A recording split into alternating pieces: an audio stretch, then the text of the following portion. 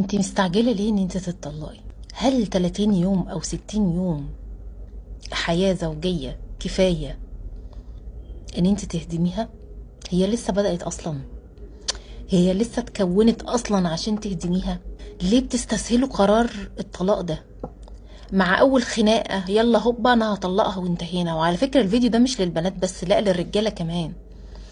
ليه تقولوا دايما يلا خلاص هوب مش لاعب؟ ده انت يا اخي لما بتيجي تلعب لعبة وفشلت فيها مرة واتنين وتلاتة بتقعد تحاول بتجاهد علشان تنجح فيها وعلشان تحقق فيها اعلى سكور.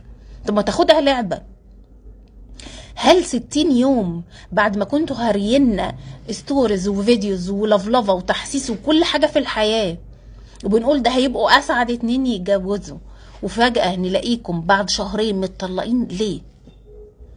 هل من السهل عليكي ان انت تتعودي على شخص